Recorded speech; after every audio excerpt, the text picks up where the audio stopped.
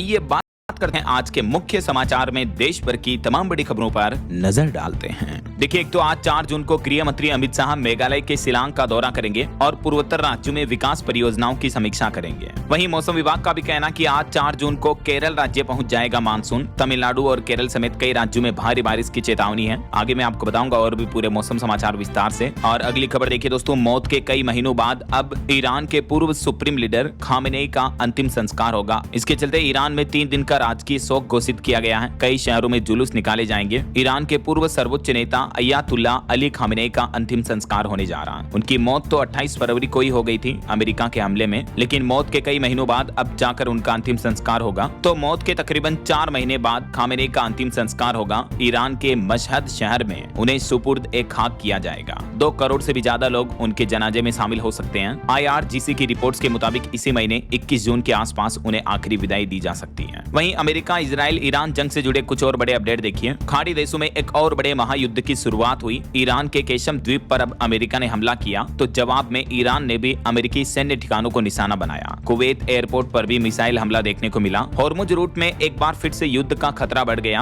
Hormuz में America और Iran दोनों देश फिर से आमने सामने आए। मिसाइल और ड्रोन हमलों से युद्ध विराम सीज फायर भी टूट गया। कुवैत और बहरीन में भी अमेरिकी ठिकानों पर ईरानी हमला देखने को मिला और कुवैत एयरपोर्ट पर तो ड्रोन हमले में एक भारतीय शख्स की भी मौत हो गई। हवाई अड्डों पर हमलों के बाद भारत की एयरलाइंस कंपनी इंडिगो ने भी एडवाइजरी जारी की है। देखिए, कुछ ही घंटों पहले कुवैत एयरपोर्ट पर ईरानी हमले में एक भारतीय की मौत हुई और 63 से ज्यादा लोग घायल हो गए। कईयों की हालत काफी गंभीर बताई जा रही है। अमेरिका के ठिकानों पर भी ड्रोन अटैक देखने को मिला। तो कुवैत इंटरनेशनल एयरपोर्ट पर ईरानी ड्रोन हमले में जो भारतीय नागरिक की मौत हुई, उसके बाद भारतीय दूतावास ने इस घटना पर शोक जताया और भारत के विदेश मंत्रालय ने भी कुवैत एयरपोर्ट पर हमले की कड़ी निंदा की और भारत ने सभी पक्षों से तत्काल हमले रोकने की अपील भी की है। तो देखा जाए तो कुवैत एयरपोर्ट पर ईरानी हमले के साथ ही खाड़ी देशों में एक बार फिर से तनाव बढ़ गया। स्ट्राइक के बाद कतर भी भड़क गया और इस बीच अमेरिकी राष्ट्रपति डोनाल्ड ट्रंप एक नया प्लान कर रहे हैं कि भारतीय सामानों पर 12.5% तक एक्स्ट्रा टैरिफ लगा सकता है अमेरिका। न सिर्फ भारत पर बल्कि अमेरिका ने 54 देशों पर जबरन मजदूरी का आरोप लगाया। जहां एक तरफ अभी हमारे देश की राजधानी दिल्ली में भारत अमेरिका के बीच ट्रेड डील पर बातचीत चल रही है, इस बीच अमेरिका अब भारत समेत दुनिया के 60 देशों पर नया टैरिफ लगाने की तैयारी कर रहा है। अमेरिका ने बेतुके आरोप लगाते हुए कहा